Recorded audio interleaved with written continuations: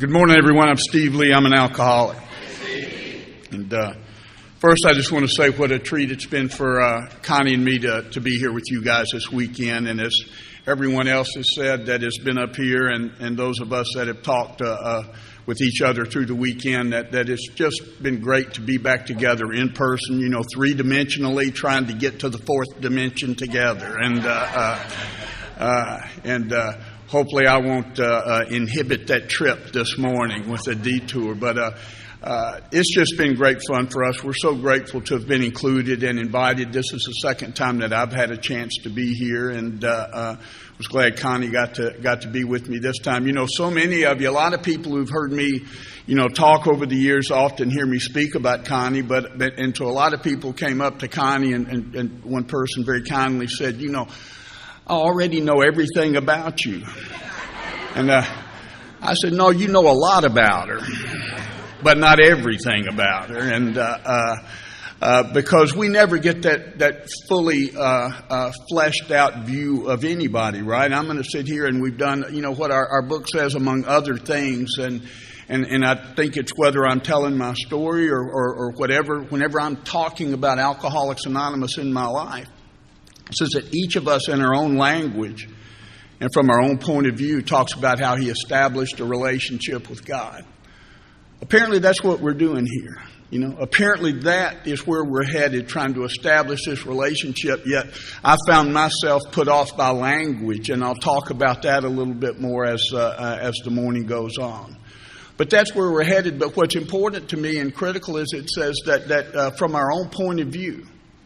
And this is a beautiful hotel, and I know a lot of people are staying here, and if everyone got up and looked out your window this morning, some of you saw that beautiful ocean and beach, and a few of you saw the parking lot. Depending on the point of view, depending on where your room was, depending on what you could see from where you were looking. Now, it doesn't make either one of those more or less valuable. It doesn't make one right and one wrong, but it means I'm looking from a different angle, and perhaps I'm seeing things a little differently. So when I talk to you this morning, please understand that anything I say is from my point of view, which just means this is what it looks like from here. This is what it looks like from where I stand. This is what it feels like from my experience. Ralph talked about it last night, how we are regularly challenged to try to articulate that which defies articulation, to apply a word to something that is spiritual in nature.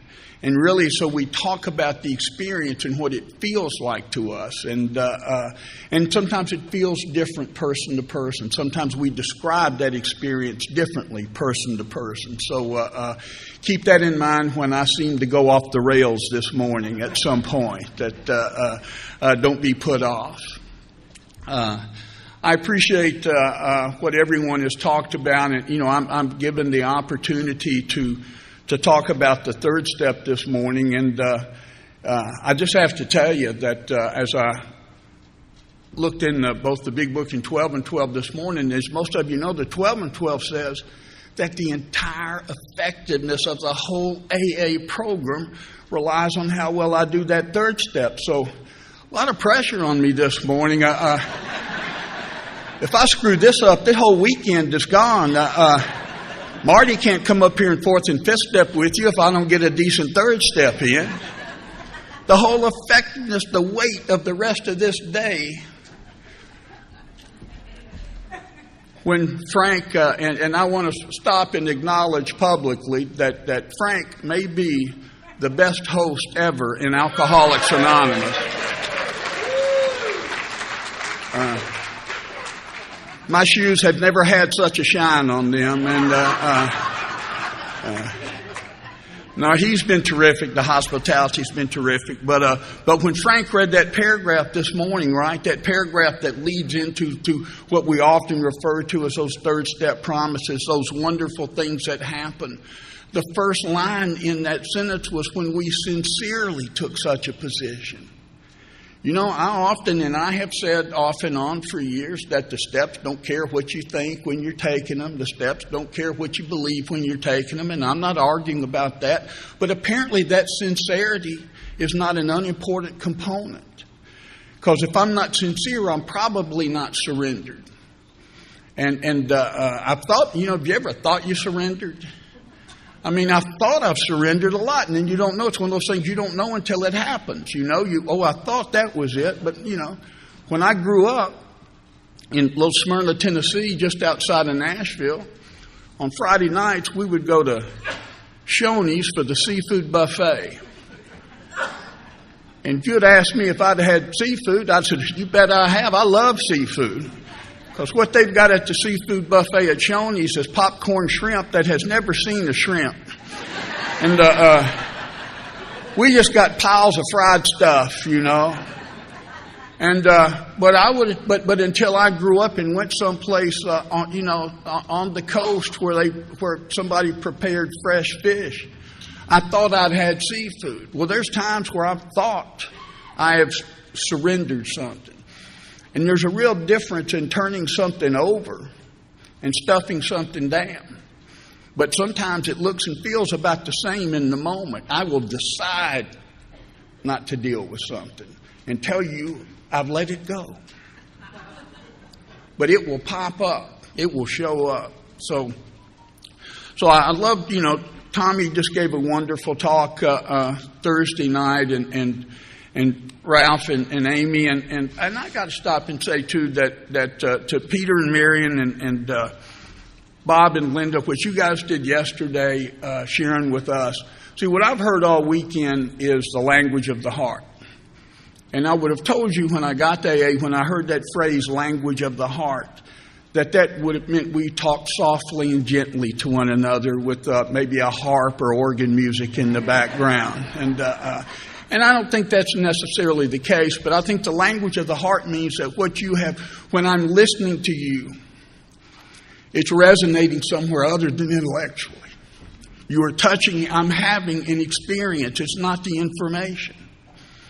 Maybe the nicest compliment ever paid to me about speaking was after I'd spoken at a conference at the Desert Powwow, and Dave B., Dave out in Southern California. And I had never met Dave before, but he came by the breakfast table the next morning, and he said, Steve, I really enjoyed your talk last night. He said, I don't remember the words to the song, but I sure did like the music. And see, I think that's it, that there's an experience. We walk away, sometimes I'll walk away from this weekend, I'll go tell my friends what an unbelievable weekend it was and what great speakers you had. And they'll go, well, what did they say? I go, I don't know.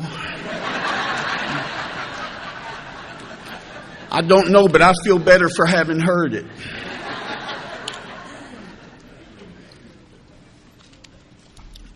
Amy talked to us last night and shared her remarkable story. And you heard the first step in there. And she walked us up into that second step, into that place where she became open-minded at some level that even a wretch like her, as she described it, could find hope and healing in Alcoholics Anonymous, modeled by those people who welcomed her in, who weren't finger-wagging, who don't make us show up at Alcoholics Anonymous already knowing how to be an AA member, who give us a chance to make mistakes. If you can't make a mistake in Alcoholics Anonymous, my God, this is, we're not the honors class here.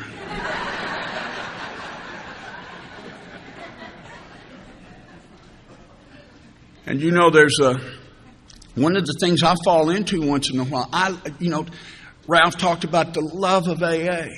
And like me, like Ralph, one thing that I've never questioned, I've stumbled in AA, I have wondered how well I'm doing AA, but I've never doubted I belong in AA. And I've never not loved AA. But damn if I hadn't got where I don't care for alcoholics sometime. When the newcomers come to your meeting, and a couple of weeks ago a guy sat in my chair.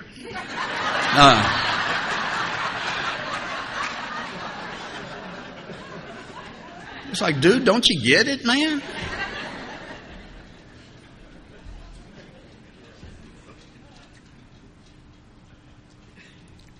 we just want to welcome them in. You know, if you can't find a comfortable seat in AA, I would hate to be the person that made somebody not feel like they were welcome.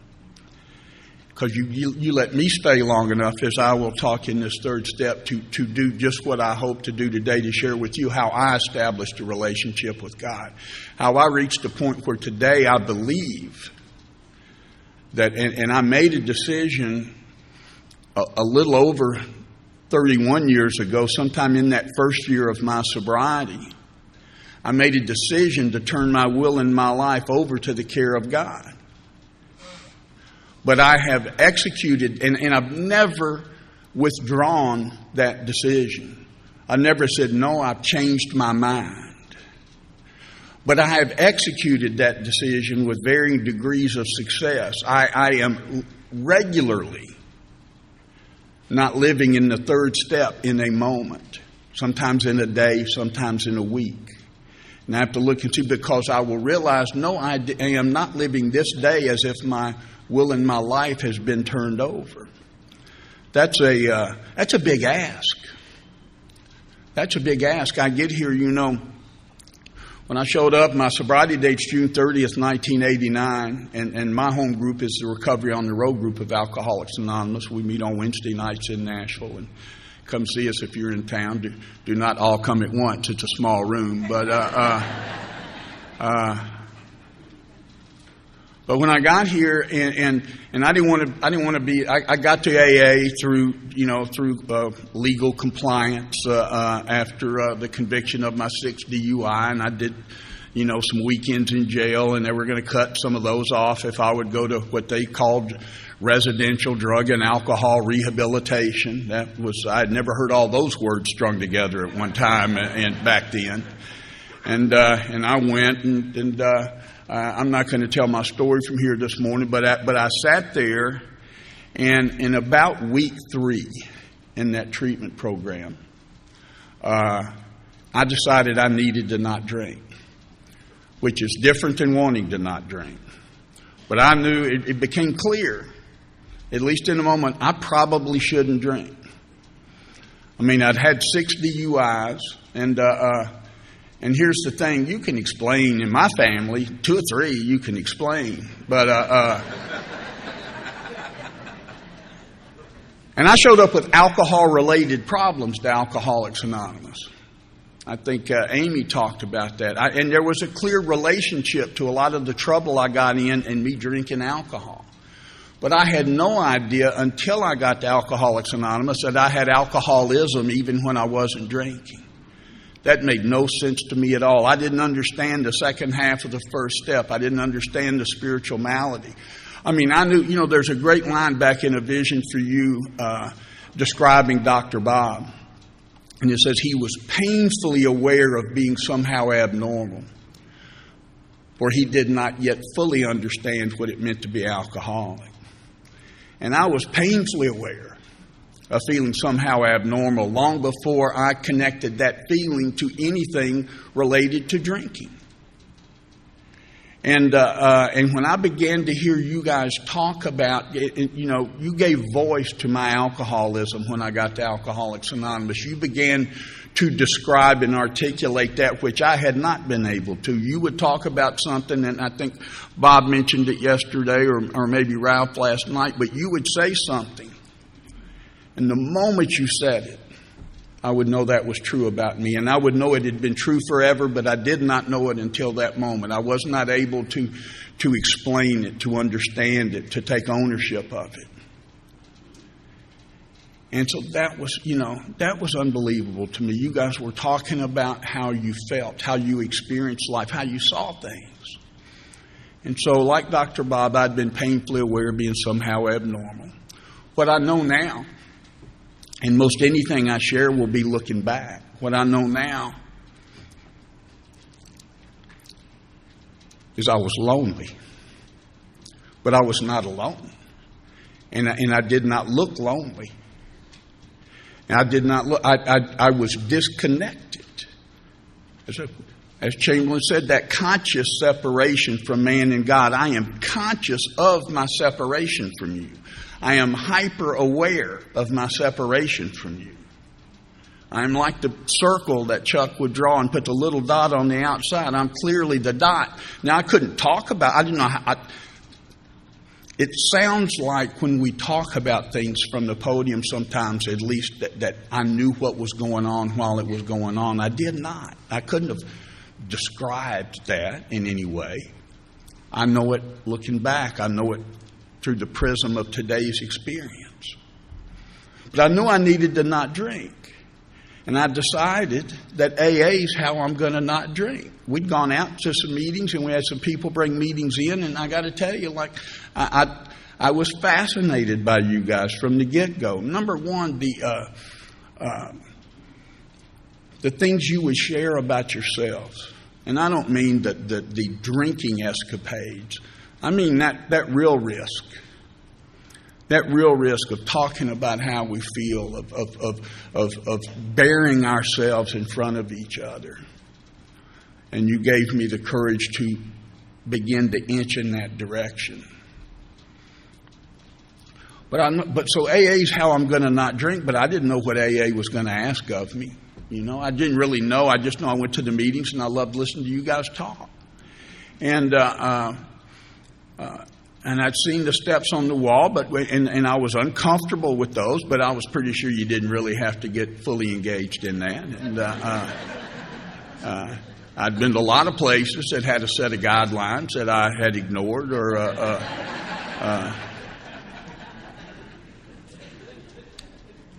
And so I said, well, I'm going to not drink, right? And some people have heard me say, I really thought, and I was prepared to do it, and I thought really the main thing we did in AA was not drink. You know, I thought not drinking was an actual activity in Alcoholics Anonymous. We'll just get together and not drink, you know. Just look at him not drink over there, man. That's do you see the technique on that guy? He reached forward, he pulled back. It's unbelievable.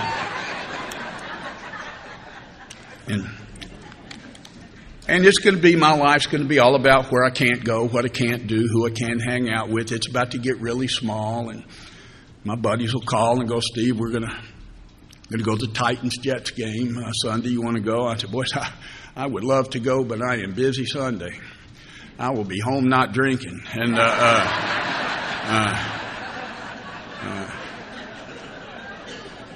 somebody said, don't drink even if your ass falls off, right? So I'll be home not drinking, guarding my ass. And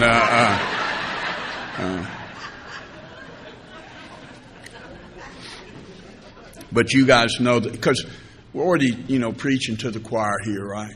I hope there's some new people here too. And if you're here, man, I hope that it's not what you heard from here, but the laughter you heard from there. There's a great line back also in A Vision for You, and it talks about those early meetings that were held in the homes of the members. And it says, many a man has crossed the threshold into this home, attracted by the gay crowd inside, who laughed at their misfortunes and understood his. And that's what you guys did for me. You laughed at your misfortunes. You didn't laugh at mine. But you lightened my load. That laughter let me know that I can get on the other side. Because the things you were laughing about were the things that I was wearing so heavy. And the laughter is only from the perspective of being on the other side a little bit and being able to see maybe more clearly the absurdity of life if I'd been living it. So I'm going to not drink, and I start going to AA, and I'm not drinking, and that's going pretty good. And again, I'm loving hanging out with you guys. But I got stuck, I thought, at the second step, because I had identified the first half of the first step. I'm powerless over alcohol. I drink, stuff happens. I think I'll try to stop. But the idea that a power greater than myself was going to be necessary to restore me to sanity, all aspects of that kind of confused me. The insanity part confused me.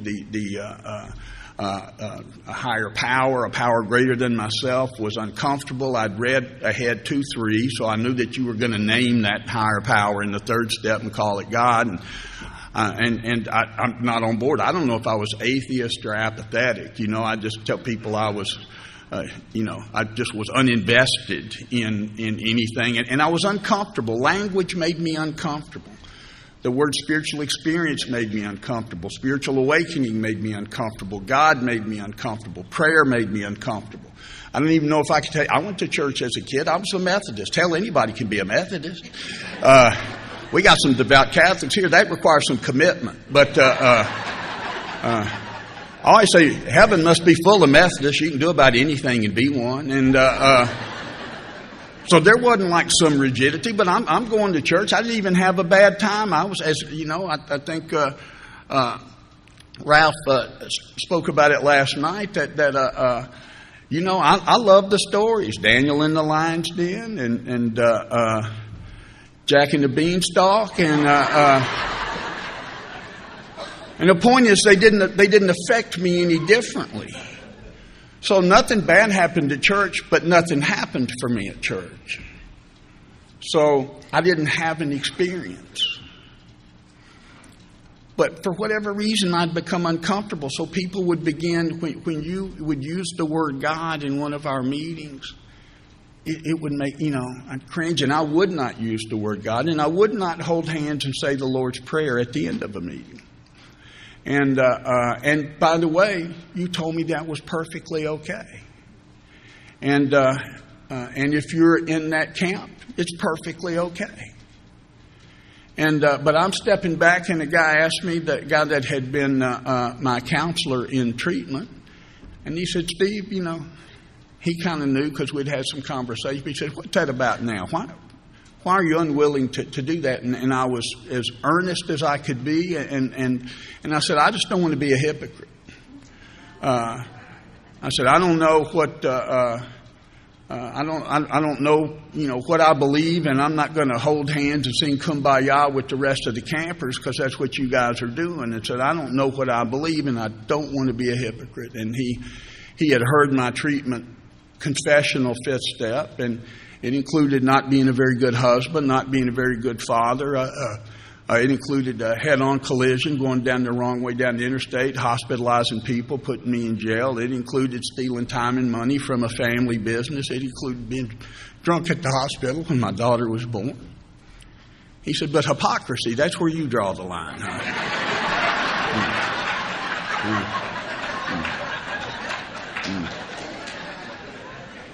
He said, that's really impressive, man. And he said, I got good news for you and I got bad news for you. And I felt a little condescended to. And, you know, if you're new in AA and you've ever felt condescended to, it was because someone was just condescending. But I said, I'll play. And I said, what's the bad news? He said, the bad news is hypocrisy's way down your list of problems. And you might ought to address them in the order in which they will kill your ass. And I said, what's the good news? He said, the good news is there's room for another hypocrite in Alcoholics Anonymous. And I'm telling you, I'm more grateful for that today than I was then. I promise you. I think other people talked about it. Thank goodness when I arrive at that third step, when I arrive in the book, when the book arrives at the third step, and sometimes I arrived there, you know, the book got there before I did, you know, but when I arrived there, it has already told me just a page before and how it works. Said, don't panic, kid. No, we're not saints. We're not saints. Nobody comes anywhere near perfect adherence to these principles. The point is, we're willing to grow along spiritual lines. Now, 32 years later, I have to ask myself sometimes, am I still willing to grow along spiritual lines? Have I gave up a lot of old ideas, and then I began to gather up some new ones over time, and I hold on to those a little tightly. But I'm uncomfortable with that language. But my sponsor Frank took me back to Appendix 2 in the big book, and he said I found language that was more accessible to me. I blacked out everywhere in my big book, my first year sober, everywhere that it said spiritual experience or spiritual awakening. It looked like a CIA redacted volume of the big book. And I wrote above it, personality change. Because back in Appendix 2, it says that we'll have a personality change sufficient to bring about recovery. It describes a spiritual experience as a profound alteration in my reaction to life. And that's what that is. Life hadn't changed. I just respond differently to life. I see things differently. It affects me differently. I respond differently.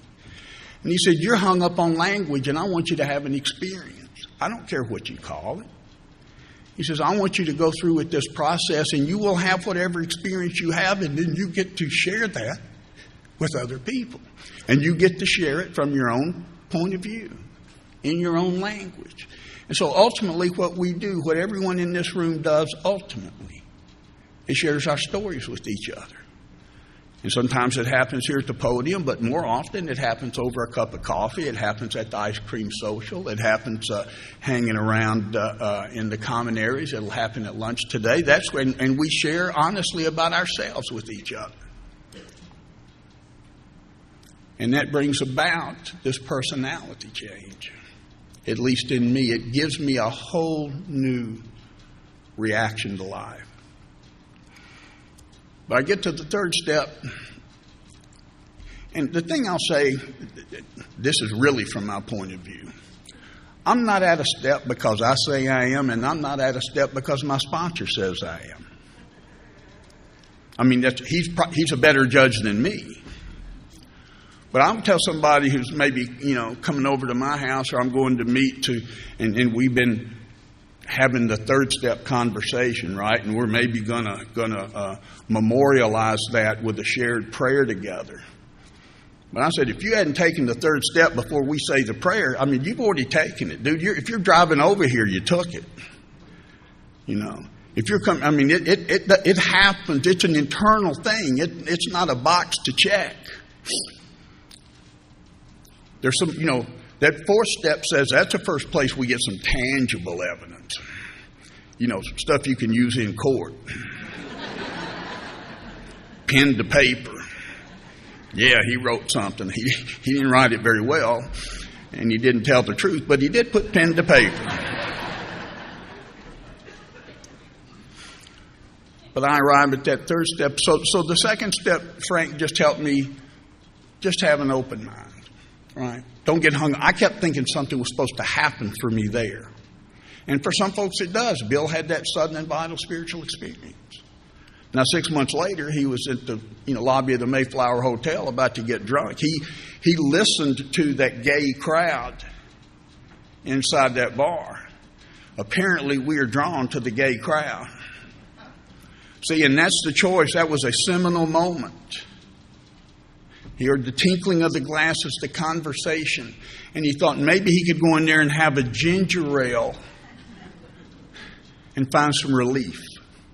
Because that white light experience was not providing him the relief 6 months later that he needed. And thank goodness for all of us, he reached out and made those phone calls that got us here today. But Frank just said, let's just go on, because the second step, all that I think is required of the second step is when it says, do you now believe? Are you even willing to believe that there's a power greater than yourself? It says, if so, we can assure a man he's on his way. I can say with assurance, if you even have an inkling of willingness,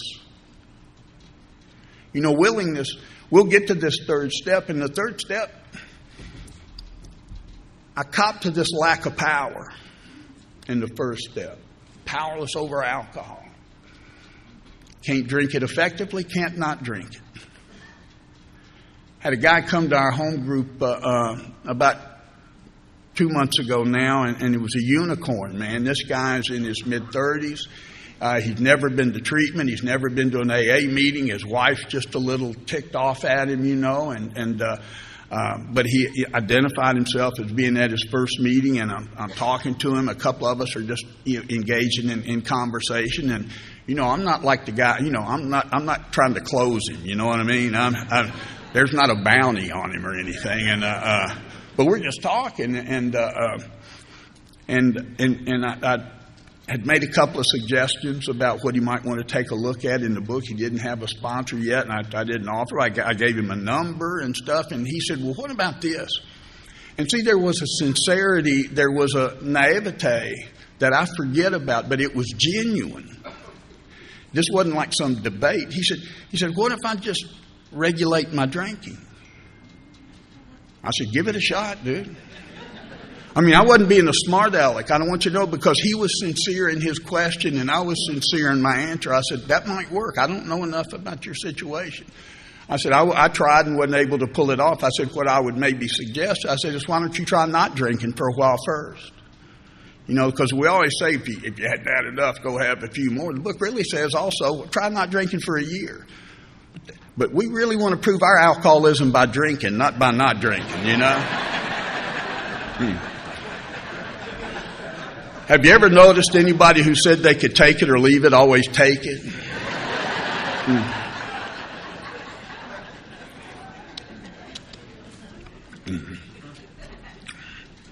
Move over to this third step, and it says, made a decision to turn my will and my life over the care of God. See, and how it works, you had just made the point to me that some of us, some of those first 100, tried to hold on to their old ideas. And the result was nil till they let go absolutely. They beg of me to be fearless and thorough from the very start. They're begging me, because what they're saying is, Steve, dude, we tried everything. We beg you, save yourself some pain. We tried every other way. So we beg, be fearless, be thorough from the start. Quit trying to operate on the margins, which is what I've done all my life. I am a C student at life. Keep me in the middle of the pack. Not enough to draw expectation, not enough to get in trouble for doing poorly. How can I find, let me just find a way to coast in AA. But they're saying be fearless and thorough from the very start. Turn your will and your life over. That's everything. I don't have anything else. And then what happens, and we do it, right? We do it because our sponsors say do it, so we do it, and we don't know what we've done. I don't understand, honestly, and I think, it was talked about yesterday, I don't remember who said it, but how step 7, it may have been Ralph last night, is evolutionary. And Bob talked about it some yesterday, and that's true. All of these steps, people say, some people say, I have heard said, that that AA is a simple program for complicated people. And I'm of the opinion that AA is a simple program for simple people who think they're complicated. And I fit the bill, right? And I will complicate. So I think the steps as we see them are as simple as they are written, but the spiritual depth to them, that's why we are always in a current experience. And it doesn't mean I was ever wrong. It doesn't mean that any of that. It just means that my relationship to those steps change. And so my relationship to the third step and all the steps continues to change and deepen. And sometimes I realize that just like that seafood, I didn't know what I didn't know. And then the awareness comes, and with the awareness comes a responsibility, and it requires some willingness to continue to grow along spiritual lines. So when I've got that powerlessness over alcohol, when I made a decision to not drink, and that seems like a good decision, right? Anybody who's got alcohol-related problems, and somebody might say, you probably shouldn't drink, and finally I'm going, I probably shouldn't drink. I think I'll try to not drink. And I'm going to put all my effort into not drinking. I'm going to try to be a better husband. I'm going to try to be a better father. I'm going to try hard to do better. And you guys say, well, good luck. You're not going to do very well. You don't have the necessary power. Lack of power is my dilemma. This is another point of view. I don't view lack of power as my problem. Because my problem isn't that I don't have power. My problem is that I act like a guy would act if he had power. My problem is that I didn't know I didn't have power. My power is I keep trying to exert power I don't have to do something I can't do. If I run and jump off the top of this building, gravity's not really my problem. Particularly when I jump the second time. My problem's not that I can't fly. My problem is I keep thinking I can. So my powerlessness over alcohol is not the problem. It's the problem that I don't understand that I'm powerless. Is that I keep trying to exert power on this problem. The third step is where you tell me to turn away from the problem. Quit trying to solve the problem, and now we're going to connect to that power greater than yourself, which will solve your problem. This not drinking thing is a side effect of the spiritual experience. In the 10th step, I know I'm stepping on somebody now, because we always do this at these Woodstocks. We say, I don't want to get into somebody else's step, but one quick line. You know, when it says that we have been returned to sanity as alcohol is concerned, and that we will be placed in a position of neutrality and neither cocky nor afraid, and the problem will have been removed. And it says this new attitude toward liquor has been given us with no thought or effort on our part. I go, are you kidding me? I've been working my ass off in AA. I've been giving guys rides I don't like. I've been cleaning up somebody else's mess. I got a sponsor who's clearly confused about the important things. I've been working steps. You guys keep telling me, hey, Steve, work the steps. And now you're telling me no thought or effort on my part. But see, what I believe now, looking back, that the thought and effort isn't about gaining a new attitude toward liquor. It's about establishing a relationship with God. And that new attitude toward liquor is what happens. It's been given me. It's gifted. It is part and parcel of that spiritual experience. It is not the only part, but it's a critical part. You know, it says earlier in our book that the cessation, elimination of our drinking is but a beginning, right? A much more important demonstration of these principles lies before us in our respective homes, affairs, and occupations. But Frank said, but that not drinking part's really important, Steve. See, I got to not drink before I can get anything that Alcoholics Anonymous has to offer me. So at first, I stop drinking. I decide to stop drinking, and you guys tell me, can you go from today till tomorrow's meeting? Can you not drink between meetings? And that's an act of willpower. You know, the 12 and 12 says it's not a lack of willpower that's my problem. It's a misuse of willpower. And we talk about it further over in the 11th step, that this is the proper use of the will, to align my will with God's will. To get to this third step, the decision I'm making in the third step is I'm going to quit trying to solve my problem. I'm now going to turn toward the power. And I'm going to do whatever I'm supposed to do to connect to and stay connected to that power. And this stuff will take care of itself. Some of my problems die of neglect while I'm trying to connect to this power. That lack of power being my dilemma. I was stuck. I had a dilemma. A dilemma is a problem with two equally unacceptable solutions. I got a problem I can't solve. AA had a solution I wasn't interested in or didn't believe in. I'm looking for door number 3. And there is no door number 3 in AA. You know, AA makes very clear that we don't have a monopoly on God.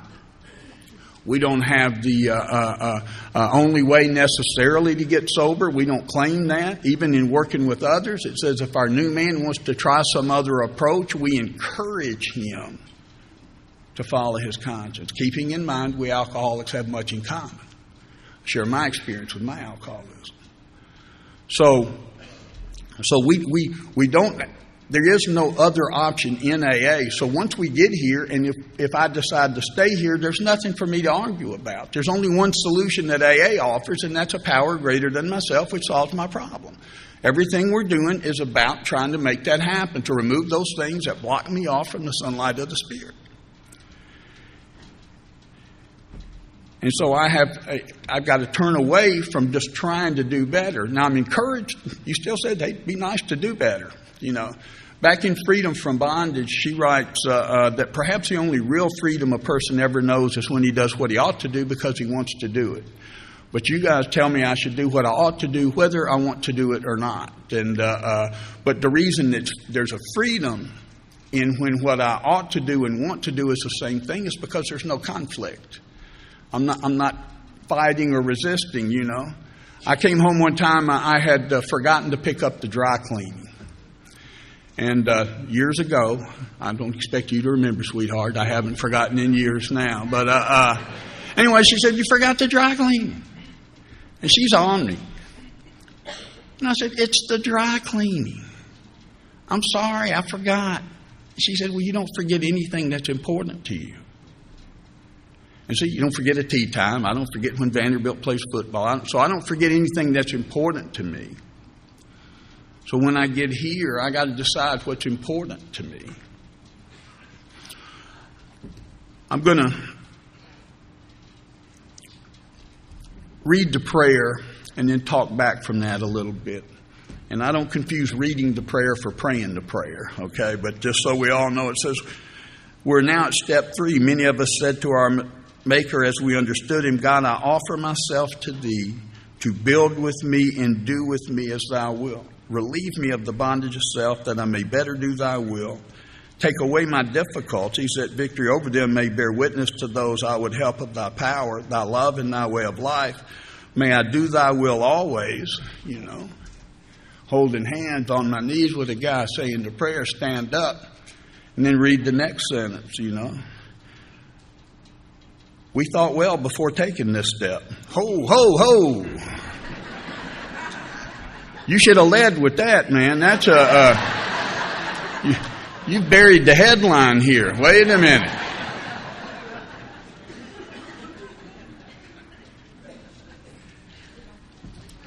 We thought well before taking this step, making sure we were ready, that we could at last abandon ourselves utterly to him. Everything I'm doing in Alcoholics Anonymous, beginning as I turn in this third step, is about abandoning self. Once I stop drinking, I recognize that self is the problem. Self is, at least as I refer to it in AA, is the pride and the ego. It says we're like the businessman lolling in the Florida sunshine who is self-centered or egocentric, mind-centered. You told me earlier in the book that my main problem centers in my mind, and so does my plan for the solution to the problem. So does how I make decisions. One of the decisions that it feels like now, looking back, that I'm making is the third step, is to stop making choices based on what I think and feel. That I start making choices based on the guiding principles of Alcoholics Anonymous, on a design for living that works in rough going. And I turn my will and my life over, and I mean it, you know, right up until something important happens. And I don't know that. I was doing a fear inventory really just 2 years ago. And I look in the book, and I do what I do with a fear inventory. But then I'm reading there, right, about fear, and it says that isn't it because self-reliance failed us. Self is failing me. We're living on a different basis. What's the different basis? The third step. The basis is I turn my will and my life over to the care of God, and everything on my fear inventory is me breaking that covenant. Everything on that fear inventory is a list of things I've decided can't happen or must happen. Everything on that fear inventory is stuff I am not comfortable putting in God's hands. And I got to tell you, I still have a list, okay? But there's also an unwritten list I don't even know I have that shows up. I'm walking around with a list of demands that I don't even recognize, a list of things and that I have not turned over. Because I made the corporate turnover. I agree in principle with this third step. I agree in principle, yeah, man, let go and let God. And then I bump into case-by-case things that I want to litigate and defend and hold on to where I play God. And the way I play God is to decide I know how things need to work out. When I lived in Richmond, Virginia, I had a sponsor over there named Joe S. And Joe and I were having one of those early debates you get to have, right? And because now I was talking to Peter this morning at about 4 years sober. I was just blessed to not just be able to read the big book, but understand it in ways that most of you couldn't possibly, and share your misunderstandings with you about that. And I'm arguing with Joe about how it works, where it says, again, some of us tried to hold on to our old ideas. And I said, that implies that I didn't show up to AA with a single good idea. That implies that everything before I got here was bad ideas. And he said, no. He said, that's not what it means, Steve. He said, I'm sure you got some good ideas. He said, none of us have heard them yet, but we're sure you got them. And he said, but what it means is that he said the first old idea that you need to let go of is the idea that you think you know what just happened. He says, because you're going to want to call it good or bad, right or wrong, fair or unfair, should or shouldn't. You're going to put a label on it. And he says, and you may find a little bit down the road with some time and perspective where that tilted your life in a direction that you didn't have the wisdom or courage to choose for yourself. You don't know what the bigger plan is. My sponsor today, Don talks about taking the next right stitch without giving any thought to the pattern on the blanket. My job is to do what's next. We talk so much about doing the next right thing. What could be more third step than doing the next right thing? How much lip service do I give to doing the next right thing while I'm walking around it? While I'm sometimes not even seeing it, when I'm unwilling sometimes to even look for it. Doing the next right thing is a tall order, but it can only be done one next right thing at a time.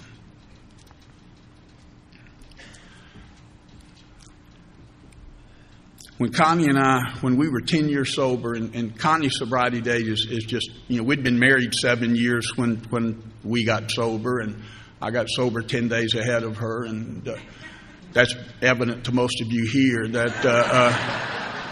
who spent time with us. But at 10 years sober, we went bankrupt, and you don't go bankrupt overnight. 10 years sober is when the gavel came down and bankruptcy was declared.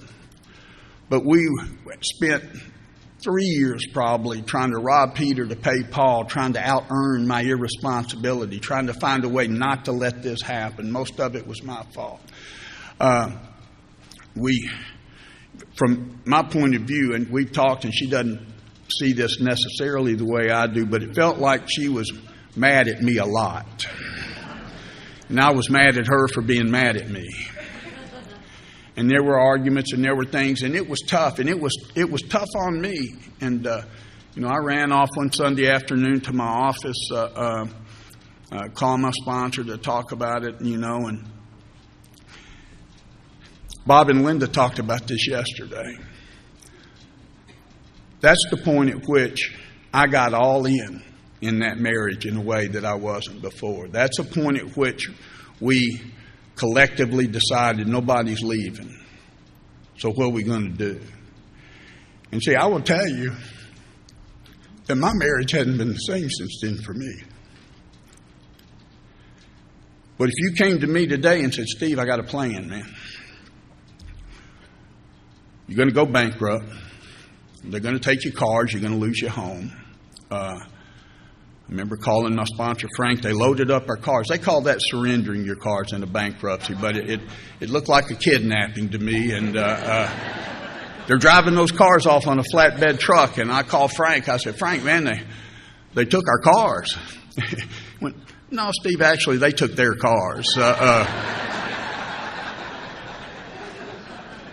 But said, hey, we got a plan, Steve. You're going to lose your home. The home we owned in Richmond, Virginia, we were renting in Nashville at the time. You're going to lose your cars. You and Connie are going to fight a lot. You're going to be talking to the, bill collectors every night on the phone, and for about 3 years. But when it's all done, man, you guys are going to be tight.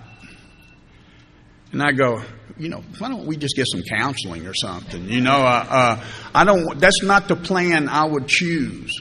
But see, I thought one thing was happening when perhaps another thing was happening. Was I going broke, or was I undergoing relationship counseling? It changed our lives in a way that I could never have had the courage or wisdom to choose.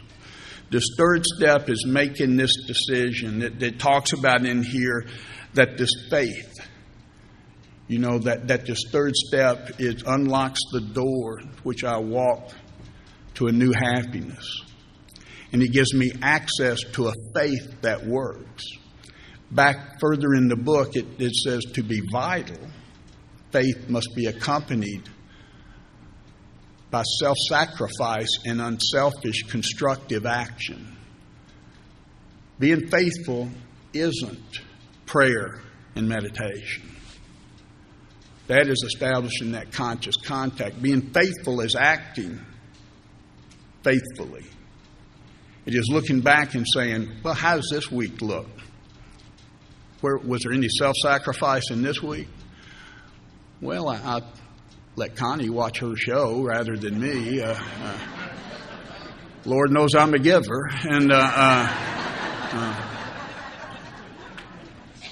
But man, what about that inconvenient call? I got to tell you, I've been challenging myself lately. That phone rings and I look down and I go, oh man, his problems are always complicated. This is a 30-minute conversation. This is going to voicemail. I need to sort through that before calling him back. That stuff happens to me. Is that a third step decision? I don't know. What happens for me in the third step with these 12 steps, with these spiritual directions that I've been given, this commitment to see what we learn, what I learned, these pages that we read here in the third step, that we often talk about the actor running the whole show, right? All the manifestations of self. It tells me selfishness and self-centeredness is the root of my problem. So the problem centers in my mind. It's rooted in self. The solution is to become God-centric rather than egocentric. To be trying to align my will with God's will. And that seems like outside my reach. I'm talking to Frank early on and I'm saying, man, this, let go and let God is a nice bumper sticker, man, but I'm not sure I'm on board with that. And he said, hell, Steve, just let go and let anybody. First you got to let go. So am I going toward God or am I turning away from self? It doesn't matter. It doesn't matter how I choose to look at that. If I get halfway between here and Atlantic City and one of you calls me and says, Steve, where are you? I'd say, I'm 80 miles from Atlantic City. Or I might say I'm 80 miles from Long Branch. I'm in the same place either way.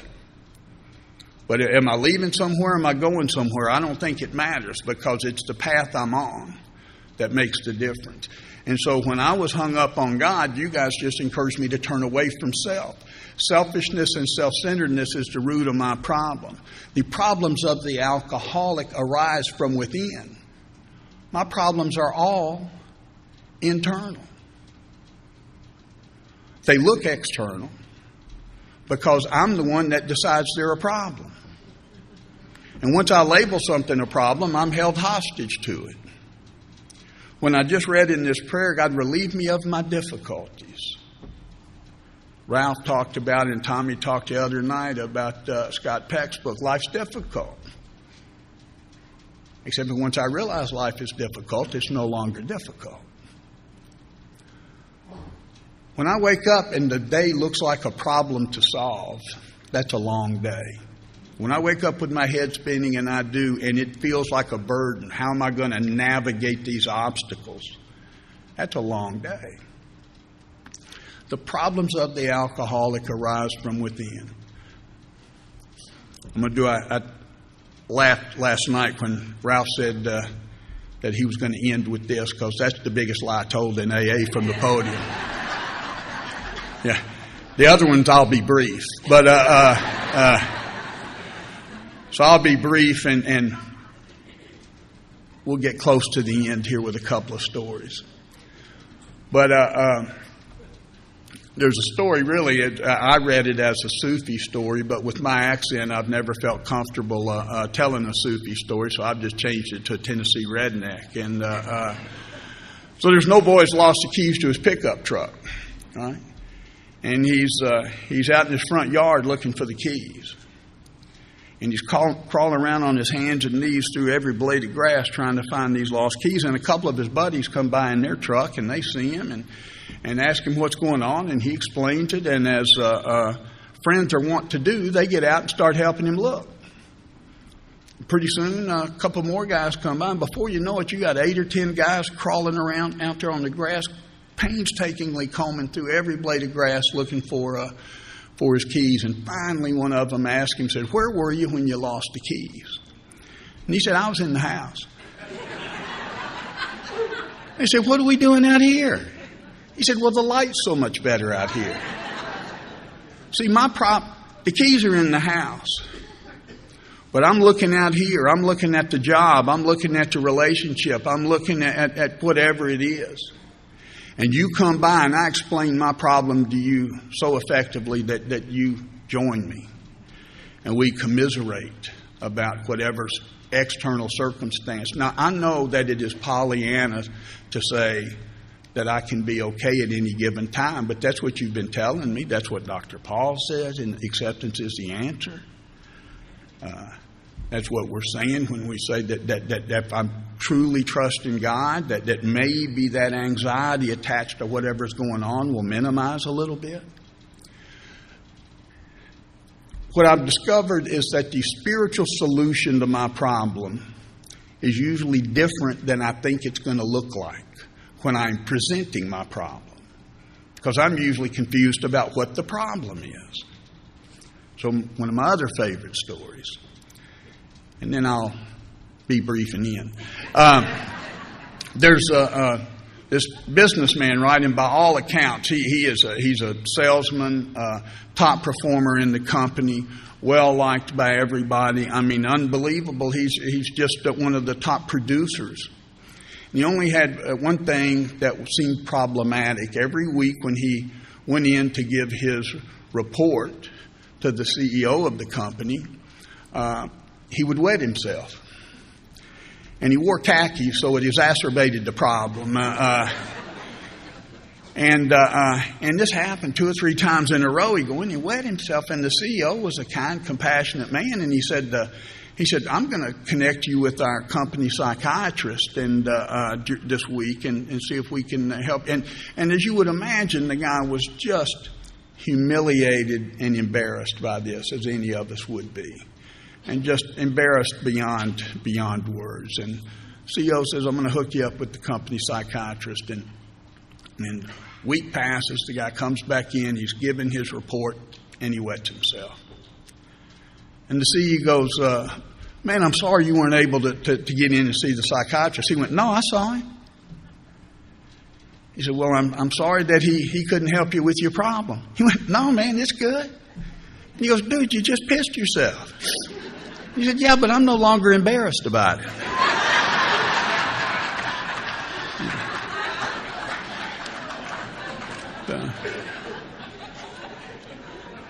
So what's the solution to my problem? What am I looking for? I'll tell you, in the big game, obviously we talk about that our real purpose is to fit ourselves to be of maximum service to God and our fellows, that's what we're doing. But the selfish side of me, I want peace of mind. I want peace of mind. And I'm just confused about what's going to bring it to me. I want peace of mind, so I have identified a list of things that will be required for me to have peace of mind. I need my daughter to be okay and be happy. I need my wife to be happy. I need enough money to remove the financial insecurity. I can't tell you how much time I have spent getting ready to have a good day. Haven't you done it? Just go, man, as soon as. And when I do those things, and yet we talk about living a day at a time.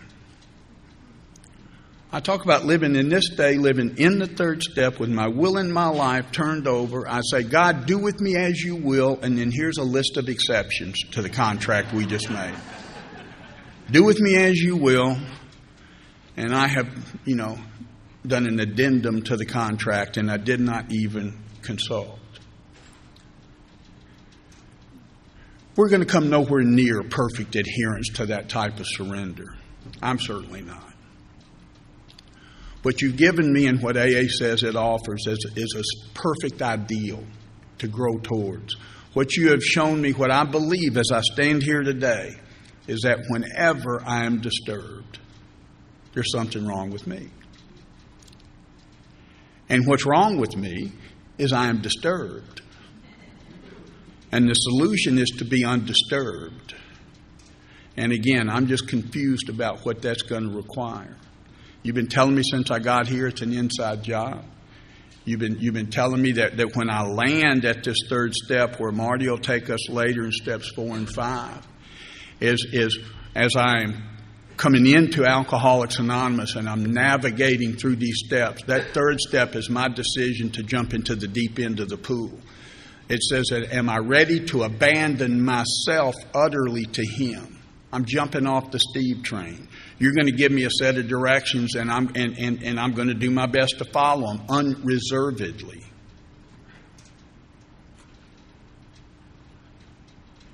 And when I sincerely take such a position, I don't have to be very effective in the execution of a surrender if I'm surrendered. My technique is not going to get in the way of the steps. It is myself, capital S-E-L-F, that will. My pride, my ego. My pride and ego come dressed as my friends and, like the government, say we're here to help. And the way they say we're here to help is they say you can't tell them that. You can't put that down on your fourth step. That thing you've got to hold back here.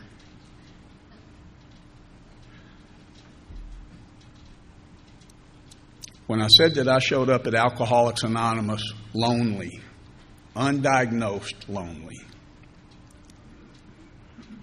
what I've discovered is when I'm willing to bear myself in front of you, when I share that thing with you, whether it is collectively or when appropriate with a sponsor or trusted confidant, when I share that thing I said I would never share, I leave that exchange connected to that person. Nobody has ever stiff-armed me in AA. Nobody has ever said you have to leave. What I found, the very thing that I thought was protecting me is the very thing that was keeping me disconnected. Always end, and I think it's appropriate, don't always do it in a workshop, but at the third step, my friend Mo Holleran in Nashville always ended his talks with the verse to a poem. And Mo was one of those great AA members that we've all had, that when you sat in your meeting, when I was new and didn't even know Mo, he's one of those guys I hoped would be in the meeting. You know, when you went one week and you heard that guy or that woman and they just made you feel like everything was going to be okay. And you're sitting there the next week and just kind of hoping they show up. And Mo would show up. And he always ended his talks with the verse to a poem. And he came down with cancer in 2003. And that poem really succinctly describes my experience in Alcoholics Anonymous and with the God that I turned my will and my life over to. And we sat there at breakfast that morning just a few weeks before Mo would pass away, and I said, Mo, would you mind if when I get a chance to share in AA from the podium that I close with that poem? It'll help me remember you and honor you, but more importantly, it'll help me pass on what you passed on to me and others. Now, don't come up later and tell me that I've recited the poem incorrectly, because I'm reciting the poem that Mo recited to me. And it's a William Blake poem, and there's actually a few different versions of it. But the one he gave me was, I sought my God, and my God I could not see. And I sought my soul eluded me. But I sought my fellow man and found all three. See, this weekend, that's what you've done for me. That's what you've done for Connie. You invite us here. You give me a chance to prattle on for a while here. You pretend to be interested. What happens is this power shows up in a way that I can't define or comprehend. It's made it unnecessary for me to take a drink since June the 29th of 1989. But for the vast majority of that time, when I'm willing to accept it, it's afforded me a life that's happily and usefully whole. And it's done by just connecting with you guys. Thanks so much for having me. Amen.